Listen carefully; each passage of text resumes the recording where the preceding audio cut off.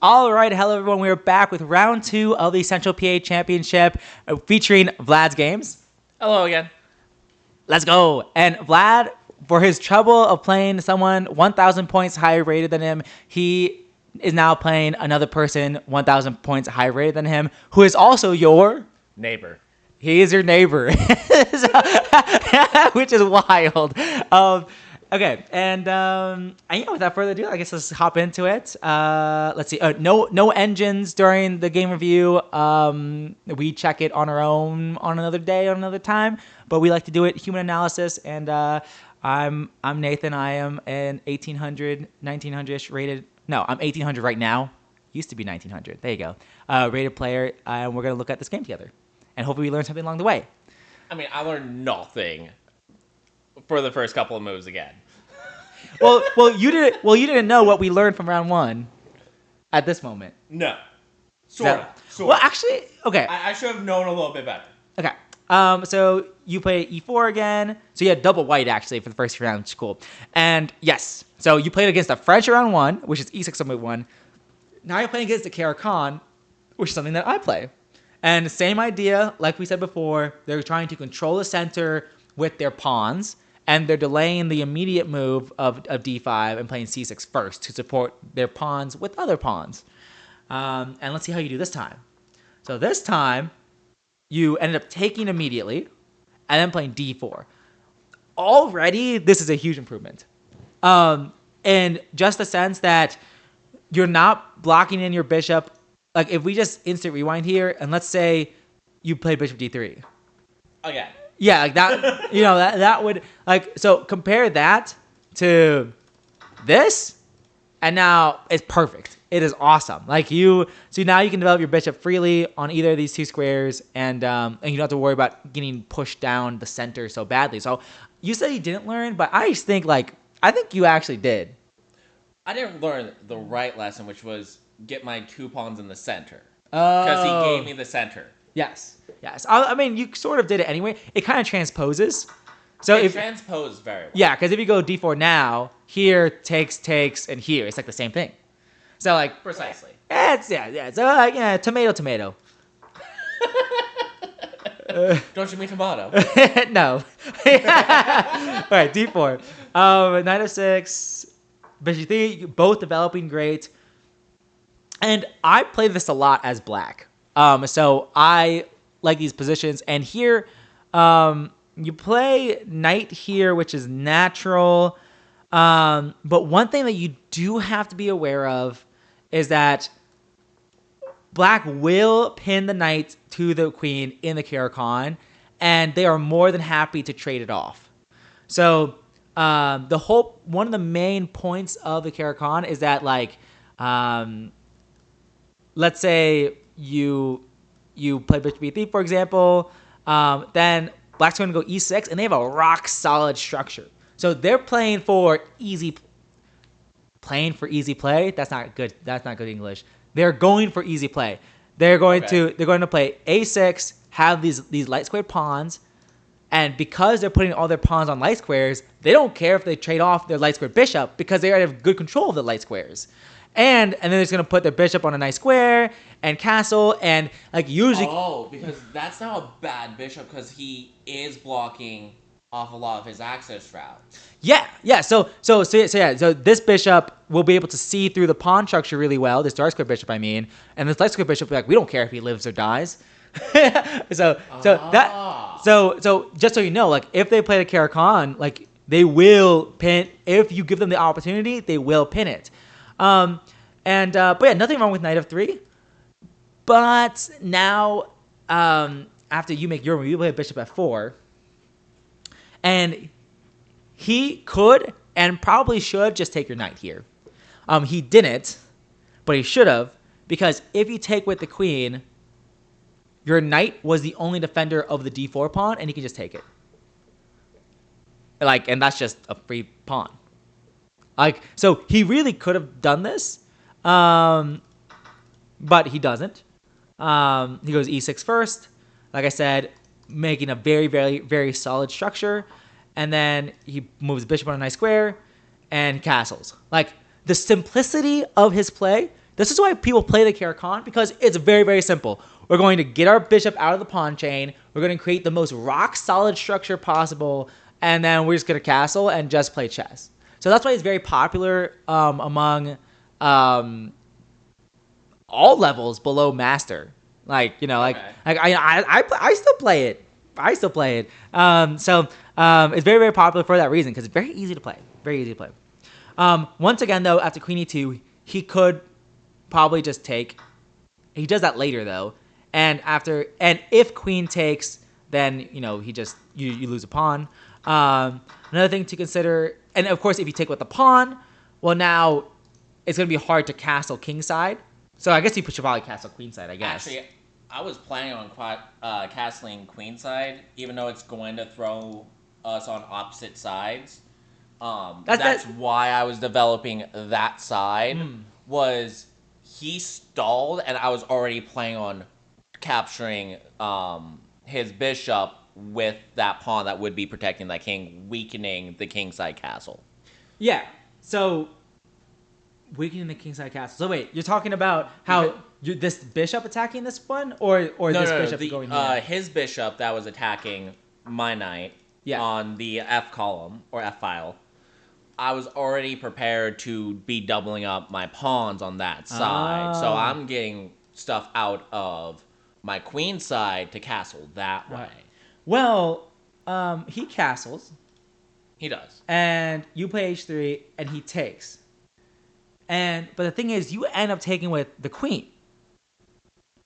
So did you have a second change of mind? Or did you think about g takes at all? Or did you forget about it? Like, what were you thinking?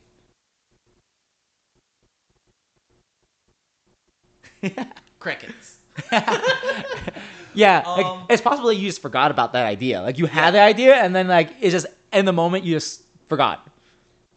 That's definitely possible. Oh, yeah. He was also playing super rapid, too. Oh, super quickly. Yeah, so, like, he had a total of 10 minutes spent at the end of this round. Oh, at this point, at the very end of this game. Yeah, he only had 10 minutes, and we weren't working with the 5-second delay. Wait, the clock didn't have 5-second delay? No. Why not? Because he programmed his clock. Incorrectly. Or he had the judge program the clock because he didn't know how to program the clock, and the judge could not figure it out. Oh my gosh, I'm gonna do it next time, dude. Okay. Anyways, so no delay, and he spent 10 minutes for the entire game. Yeah. Yeah. Okay. So I will say this happens to me too. It happens to me less because I've learned to not be affected by it. But when my first year or so playing tournament chess, when my opponent was like playing instantly after every move, it makes me feel like I need to rush. I don't know if you feel the same thing, or if you felt the same thing, but like for me, I'm like I feel like, oh, I gotta, like, I feel pressure to move faster, even though, like, you have 60 minutes, like, you can take your time, but I can definitely understand the feeling of like, oh, I'm moving fast too. I can definitely understand that. But if you did do your original plan, which was taking with the G pawn, I like it. Everything is still guarded well in the center. You have this open G file. This is the exact type of chess you like to do. You like to do chaos, mayhem on the chessboard. So I love it. I love it. But you end up taking with the queen. And this one, you have one defender of your bishop, and he has two attackers on your bishop. So simply, you lose a pawn here. So I assume this was just something that you just overlooked. You know, and here you castled, but then he takes the knight. Did you expect him to take the knight, or were you just moving quickly still? I did not expect that, actually, because then I'd be taking another bishop of hit, or I'd be taking, his other bishop and gaining the pair. Yeah. I once again, I assume you were just moving quickly, but you didn't take back. You did not take back. So this one, you might have been on something, because I feel like 99% of the time you do take back. And yeah, I mean, we could have gotten the notation wrong, but I think we got it right, because when we were inputting the game on the computer, Yeah. So you didn't take back here. So obviously next time you would definitely take back. I think. I think I'm going for the same strategy of taking over that side. I mean, yeah, you are Is expanding, why right? I ended up. Because like, you could just throw the kitchen sink at him on this side. But of course, if you can take a bishop, you probably should. So Yeah, I probably should have taken the bishop. yeah. But now he moves bishop out of danger, and you continue through, which is kind of exciting. Let's go. And then he goes here, and then you go c3 because he's threatening to take the pawn with check. Just go c3. Not just check, but checkmate with that one. In this specific case, it's not because you're. Oh, I still have that one square. Yeah, let's say h6. Yeah, I still have this one square. I mean, it's pretty scary, but well, yeah. So you go c3 first. This f2 pawn is hanging because only the white queen is defending it, and then you go h6. But then he had this very nice move of bishop e3 check, and then taking on h6. But this is where, once again, you could have thrown a haymaker and just sacrificed the rook for the bishop. And then after he takes back, then you win the knight. And once again, you have this open lines towards the king. And this guy looking a bit naked. This guy looking a bit naked. He got no clothes on. he's got no clothes on. I guess if I were him, I would want to bring my queen back and defend my h6 pawn. But then rook here, and it's looking very scary. And if I try to run my king, let's say I go, I don't even know where to go. Let's say I go rook here. Then probably rook takes. And if you try to run your king, rook takes, I'm threatening mate. Like, how are you defending anything? There's got to be a better way to defend. But man, this is scary. Man, this is scary for him. So after you take his bishop, he might not take back. But even if he doesn't take back, you're taking this guy too. Why stop at one? I do feel like you could have thrown a haymaker once again. So I feel like you missed an opportunity there. You might have stopped calculating after pawn takes and forgot that the knight was hanging too. That's definitely possible. Definitely. But I feel like you got what you wanted though. Like you opened up this side of the board, and so you had an opportunity to make the game just about his king and not about your king. But you end up going for here, which this is also logical because you have threats. Like this is just hanging. He can't even take back because the pawn's pinned to the king. Was that your main idea, or what was your thought on this? I did have that thought. I think he derailed that with his next move. Yeah. His queen coming in. Yeah, queen comes in. Yeah, so this move would be good if the queen couldn't go there. So I feel like. So I think I was calculating if I still did take the pawn in front of his king, or taking his bishop or the pawn in front of his king, what that would look at at the end of it. Oh, you probably like thinking about what would happen here. Yeah. Yeah. My brain was still over there, and I don't think I was able to like convince myself any of that was okay. Yeah, that's definitely possible. Definitely reasonable too. And it's easy to miss a move like queen e3 because like, man, the queen moves far. Man, the queen, like you kind of like miss the board vision there. It's kind of tough to spot sometimes because just like the queen moves all sorts of different ways. But yeah. I think it's understandable why you would go there, but of course, rook takes is just better. And I feel like I've seen this in a couple of your games now, where you miss an opponent's resource, like you make a threat, but then you don't realize that your opponent has a defense to the threat. And that sounds about right. And yeah, and like. It's tough. Because in chess you're thinking about so many freaking things. You're trying to come up with your own ideas, and then you're also trying to figure out what your opponent's resources are. But it's not so easy all the time. So yeah. Like I only get as far as what their potential responses are at my current level, not really the move after that. Yeah, it's definitely hard to go like 2-ply, 3-ply deep. and some of these moves. But anyways, queen g3 is reasonable, but it's not good because now bishop's defended and the queens are attacking each other, and you end up trading queens here and throwing your last pawn. And honestly, it's good because like if he takes, you got him. It's at least a draw. Actually, I guess it's not a draw, but it looks scary. It does look scary. It looks scary for a move there. Maybe you can take with the rook. I don't know. But yeah, I mean, you get your pawn back, so it's not really you're not really sacrificing a pawn, and you open things up more, which is good. So yeah, I definitely seems reasonable. But now we see with all of his extra pawns, he ends up defending everything. He defends. There's not much to do. Like you have no play. Like his pawns block out your bishop. Trying to break that structure somehow. And it's like it's impossible. Yeah, it's impossible. There's nothing really to do. I did see that he did have 2 back pawns when he opened it up, so I can get out somewhere. And he moved his knight down. Oh yeah. Yeah, I see that I can start attacking those back pawns. Yeah, those pawns that cannot be defended by other pawns. Yeah, for sure.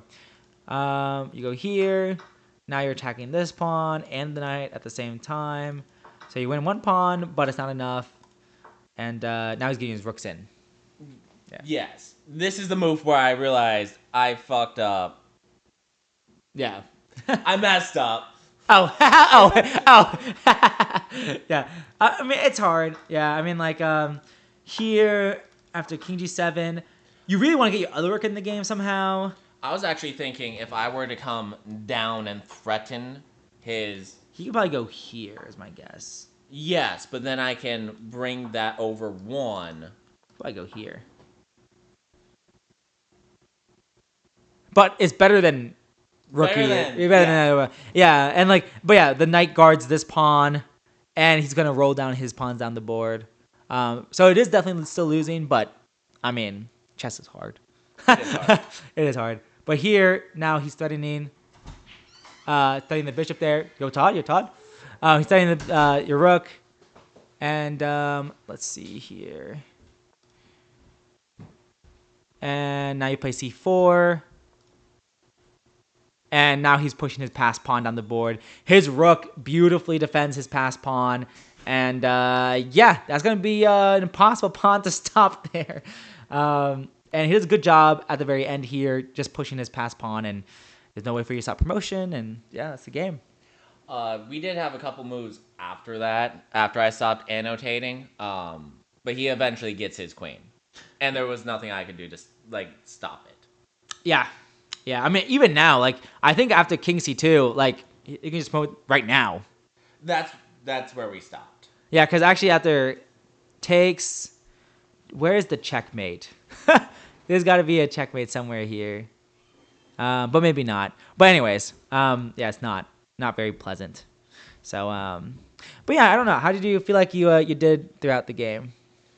This one, I started a little bit stronger, a little bit more confident. I mean, how many have you played him before? Since like he's your neighbor? No, actually, this is the first time I've played him. That's wild. Yeah. His mom keeps telling me he plays, but we haven't exchanged any contact information. Oh well, apparently that's got to change, I guess. Yeah. So opening definitely a lot stronger. And you definitely missed some chances here. I think this the themes of the Caro, I think it's good to understand that like what's their goal. They want to bring the light square bishop out, have a super rock solid structure, and I would definitely recommend like the knight on c3 is kind of misplaced in the Caro because like this pressure on the d pawn. He's going to try to build up that pressure. So I actually recommend like not playing knight c3 against against c6, don't play knight c3, just play d4. So then we have the exact same position as before, the exact same, but when he attacks his pawn, he can play pawn to c3. Okay. And now this is a super. So now after bishop g4 happens, let's say you play h3, this d pawn is never hanging. Okay. And if you compare that, if you go instant rewind here, if you compare that to what happened in the game, where you had your knight on c3, so exact same thing, but your knight's on c3. If you go h3, heyo, how's it going? If you go h3 and he takes, you cannot take back with the queen because the d pawn is loose because your knight's on c3, not your pawn. And we saw this in the game where this happened. I guess if you want to, if your intention was to take back with the f pawn, I guess it makes sense. But still, you're double isolating your pawns, and it feels kind of bad. But I guess if you do want to play like that, then that's totally fine. But you definitely don't want to give away this pawn for free, that's for sure. So, but I would definitely recommend putting the pawn to c3, not instead of the knight, if possible. Yeah, and even with the double isolated pawns, what I've been told is when you opposite side castle, throw all your pawns at the wall, and he's not really going to get his pawns on the non-king side or on the king side. Yeah. I mean, it's definitely going to be an uphill battle, and he might even fix my pawn structure for me. Yeah, it's definitely possible. Like, but yeah, I definitely would. Yeah, definitely. If this happened, I think would have been better than what happened in the game for sure. But definitely that knight or the pawn to c3, that's much stronger. It definitely makes your position more solid. But actually, I'm thinking about it now. If you did want to castle queenside, you should probably just put knight to c3 then.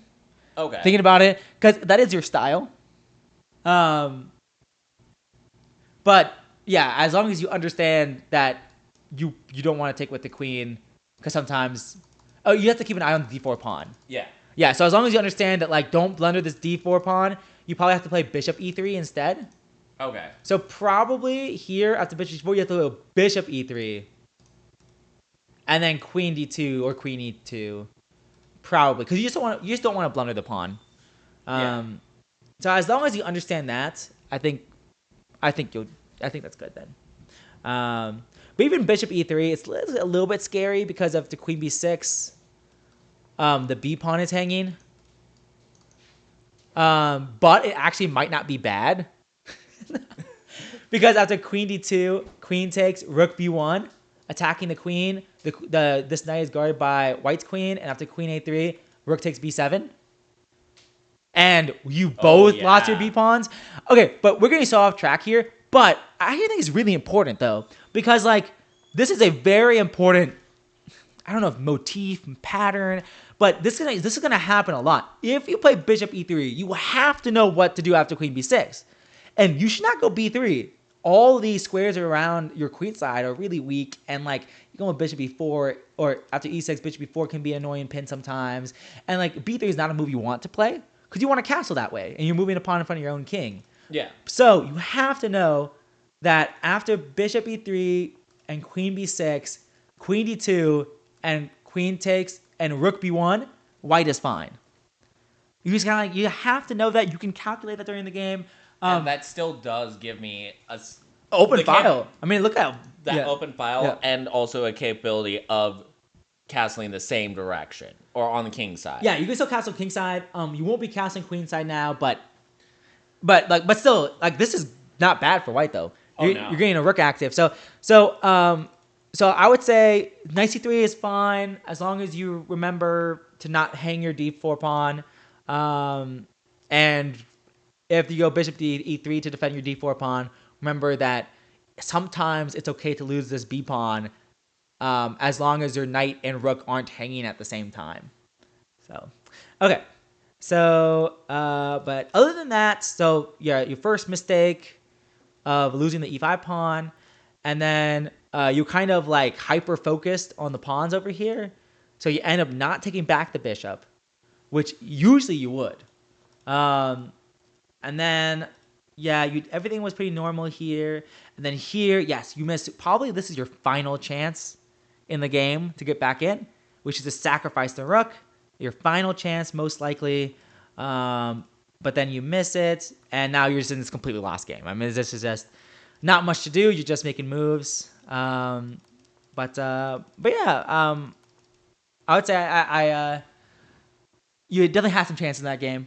But yeah, I think we're gonna win over basically everything. I guess we can take it to the next game. I guess. Next one. Cool, awesome.